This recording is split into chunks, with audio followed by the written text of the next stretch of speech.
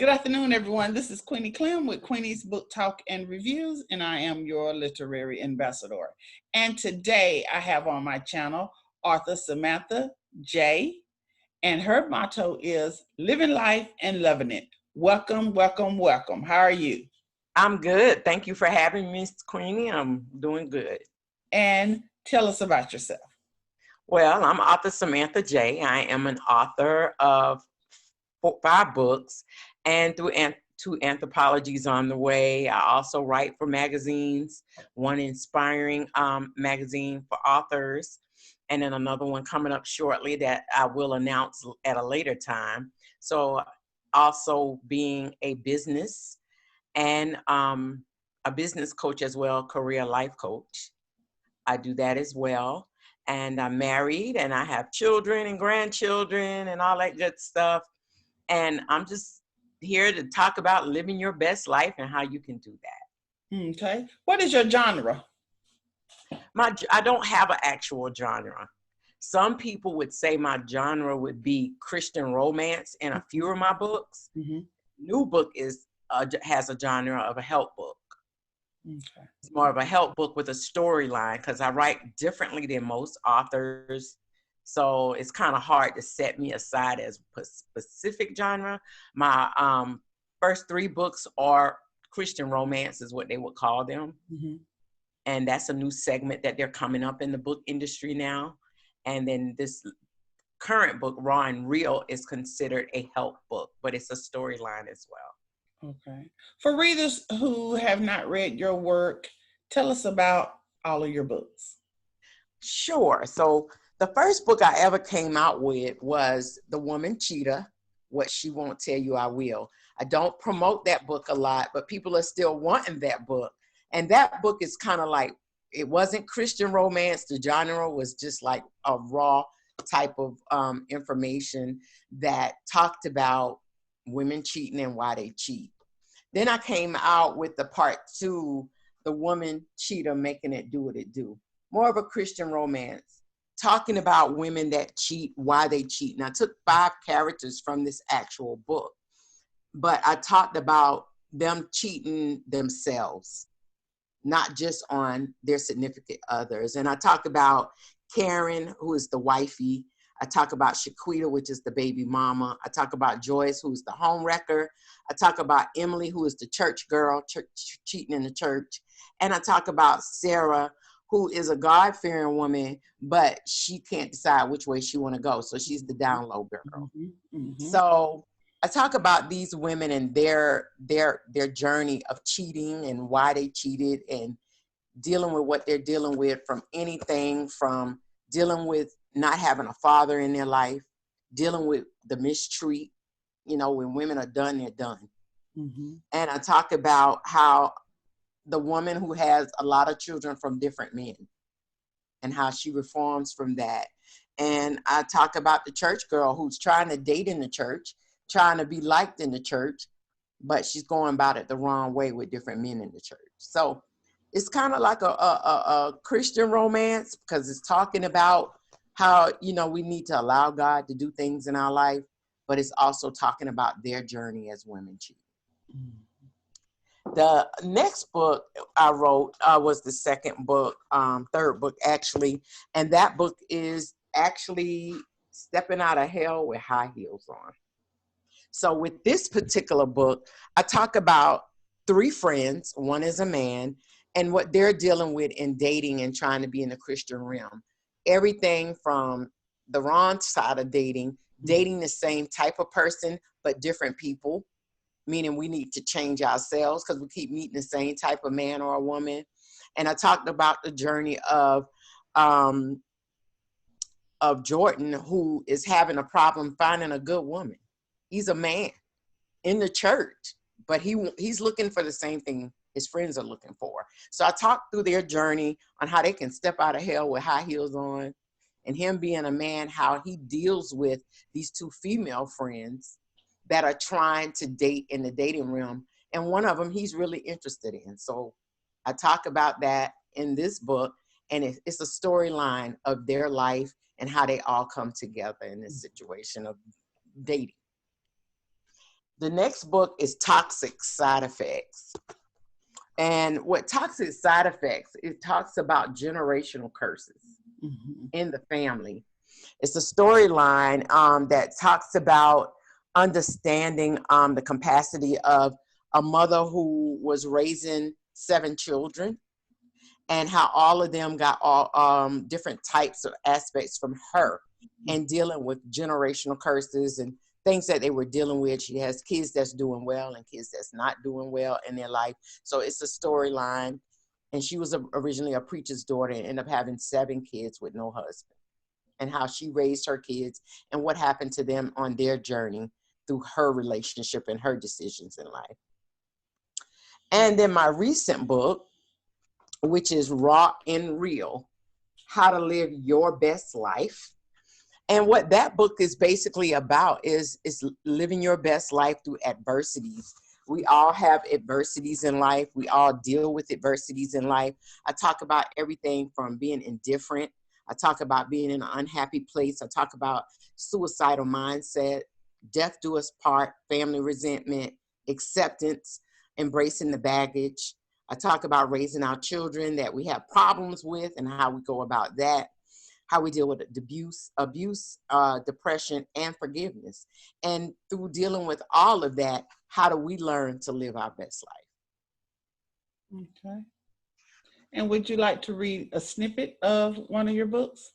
Sure. I'll read something from my recent book, and it talks about living your truth.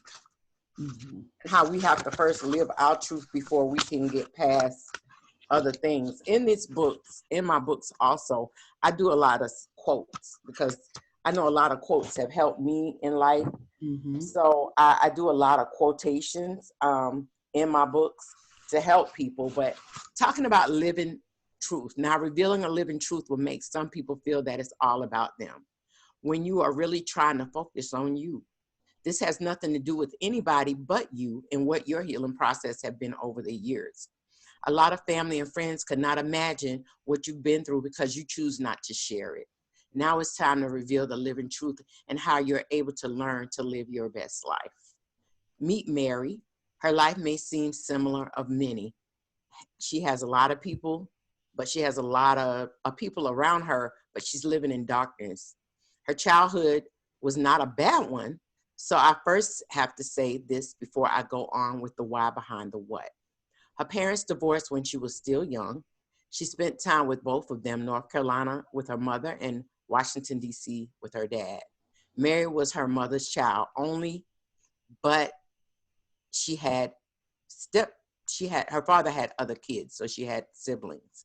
Her mother remarried and she had a great stepfather and several step siblings from that side. She was spoiled. She was actually a spoiled brat who was given anything and everything. So I guess you would say she was born with a silver spoon in her mouth. Why was she taking all this stuff on in her family? She had nothing to do with these lies or deceptions in her family. The strangest thing is that she realizes that they did the best they knew how and did exactly what they had to do to assure stability for themselves. The biggest issue for her is that a lot of parents don't realize that children go through so much due to their decisions. She learned this with her own son. The worst of it all for her, when she was in high school, she met this young man and moved to North Carolina from New York to go back to school. They became so close. She liked him and he liked her. The craziest thing was that Mary thought they were dating, but one day he broke the news that he was actually her real brother. She was devastated at the same time and realized she could actually not hooked up with her actual own brother. This led her into a life of hurt and process yearning for a father, because she realizes that her real father was actually not her father. And it took this young man to explain to her what actually happened. And the quote is, if they can't accept you for who you are, they're not worth it. Today, live in acceptance rather than expectations. Wow. Wow. All right. When did you first realize you wanted to be an author? Well, I share my story with people. I've been married. I'm on my third marriage. My first marriage was very abusive. My second marriage, I was married to someone who was a criminal and had to deal with all of that. And I started writing at 18 for Jive magazine. You remember back in the day, they had Jive magazine, and I wrote a story for that. And I knew then that I wanted to write, but it wasn't until I got in my 30s that I wrote The Woman Cheater, because I was dealing with my own stuff as a woman, and I talked about what I dealt with a woman. Then I had was in a hair salon and got to talk to other women and see what they were dealing with. And being in a hair salon, doing hair, you meet a lot of women, a lot of men. And I just kind of decided I wanted to take different stories and not combine them into one. So that's when I came up with The Woman Cheetah. And then I realized after it did well, I went to a seminar with Michael Basin, and he was talking about how men cheat. And he wrote the book, How Men Cheat.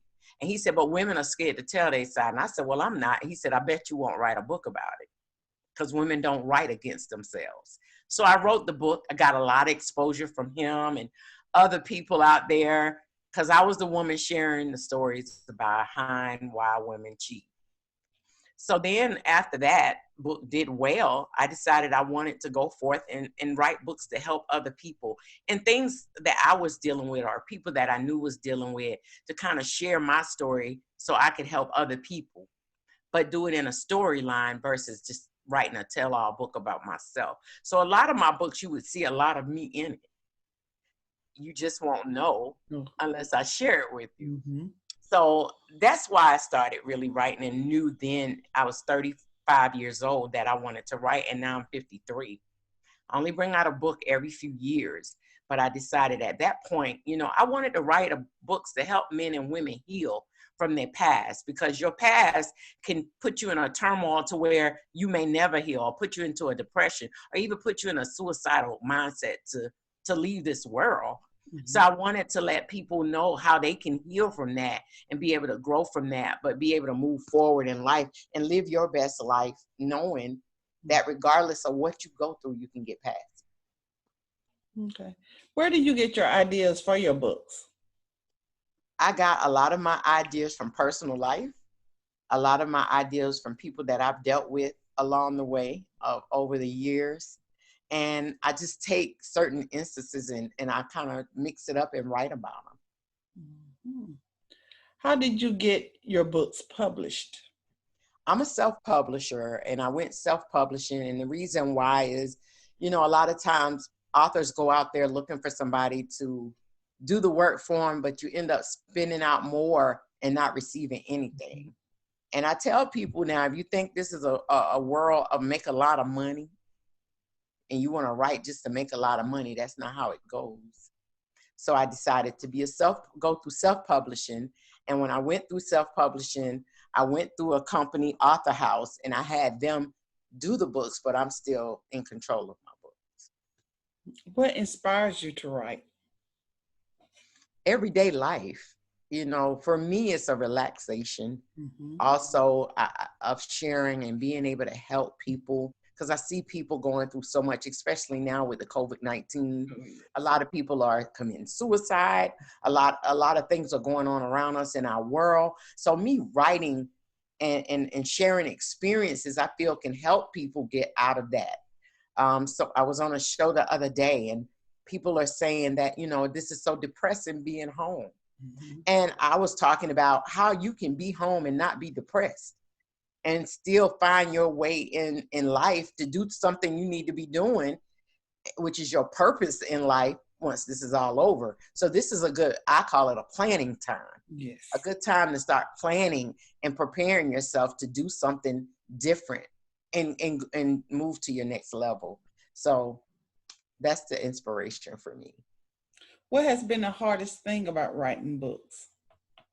The hardest thing is getting people to read them. Some people, I'm noticing in this country, there's a lot of people who don't like to read. They want it.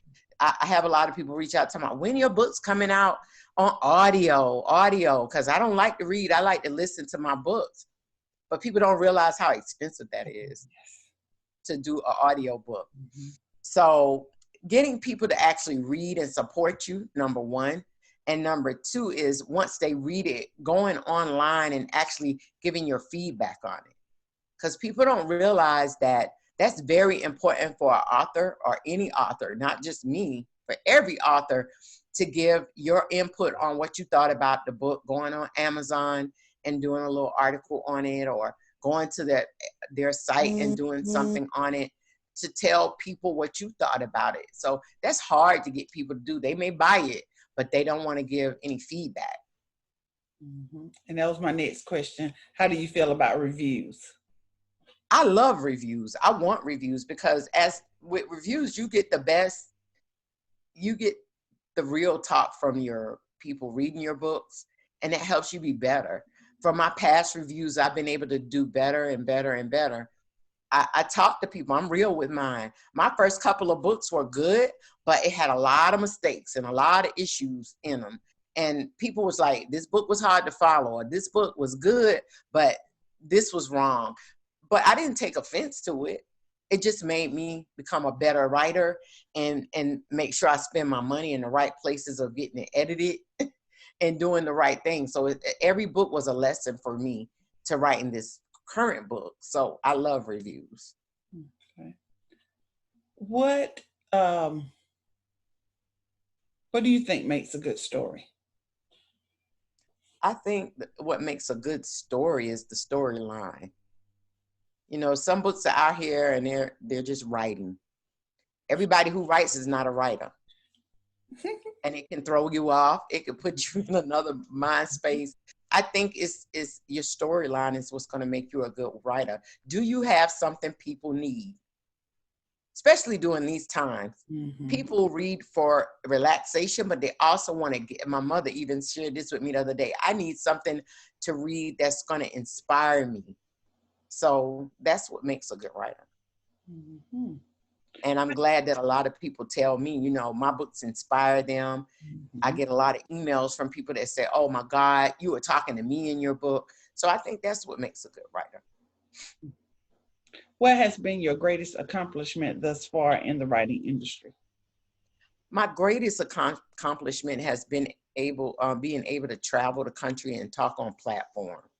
I have an agent that I have, Miss Coretta Doctor, and thank her for many years I've been with Coretta, and being able to be on different platforms and being able to talk to people face to face. Mm-hmm. It made me feel, when I first did that, that made me feel like, okay, I've arrived as an author. Because now these people are paying me to come speak about it versus hearing it on the radio or seeing it in the book themselves.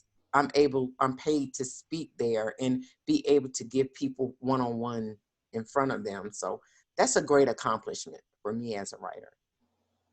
What projects are you working on right now? Right now, I'm working on Inspiring Magazine for Authors, and that's with Angela Thomas, and I thank her for including me in that. I will be doing with Ask Samantha J. I'll be doing a column in it every month. And with that magazine, it's to help other authors, poets, or people interested in writing. So they should go to Inspiring You magazine and subscribe to it, because it's going to be something great, especially for people who are up and coming. Mm-hmm. And my part in that magazine is Ask Samantha J. And people can send me an email at authorsamanthaj@gmail.com, and they get to ask questions that's published in this book every month. So that's one thing I'm working on. Another thing I'm working on, I can't talk about it right now because it's not out there yet, but it's another magazine that I've been asked to be a contributor on. So I'll be doing some work in that. And it's helping people with a lot of things, personal things in their life that people are dealing with. So this magazine touches all of that. And then also I'm working on some international travel. My agent is working on me some different travel and public speaking other places. On top of, I also work a full-time job, but I'm also doing my business and life coach business. And I have people reaching out to help them with their careers, how to move to their next step of their career, their business during these times. And right now with that, I've been pretty busy because what I've been doing is offering 30-minute sessions for free. So the first 30 minutes is free. And then after that, I have a small fee because my goal is to help people, not to get rich off of people. I work a job where I make pretty good money. So I'm not trying to get rich. So I have a small fee that I charge after that 30-minute free session. So I'm also doing that as well. Well, congratulations. I'm really, really impressed. Thank you. Thank you. Um, what has influenced you the most as an author? What's influenced me the most is my readers. Being able to have readers reach out to you and email you, because I always have my emails out there. I had the woman cheetah at gmail.com. Now I have author, which is open, but I also have author Samantha J at gmail.com. When people reach out and send me emails on what they read in my book, it puts me to another level because it makes me feel like what I'm doing is not in vain. Mm-hmm. And people are sharing with me, not just the bad. I've had some bad ones now that say, oh, I didn't like that book because da da da da. And that's fine. But I've had more good than bad. And I'm open to both. But it inspires me to keep writing because people are saying, I had one lady told me she read Toxic Side Effects and she was wanting to commit suicide because she was dealing with those same things in her life, and I saved her life. And that made me just, I felt so good that her reading that book helped her. I had somebody reached out to me recently about Raw and Real, how to live your best life. And they said they just wanted to tell me how inspirational that book was. And they just didn't know which way they was going with everything happening in their life.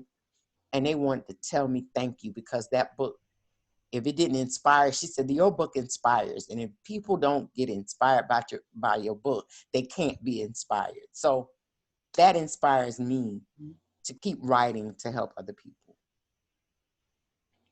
Do you have family support and have your family read any of your books?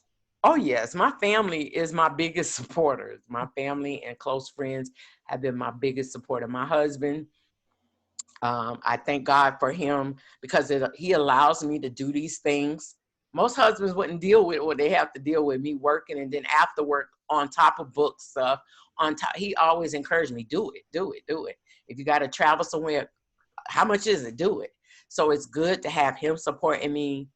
My kids, my son, I only have one son, but I have stepchildren, and they all support me in what I do. My family, relatives, they support. As soon as the book come out, they're on top of it.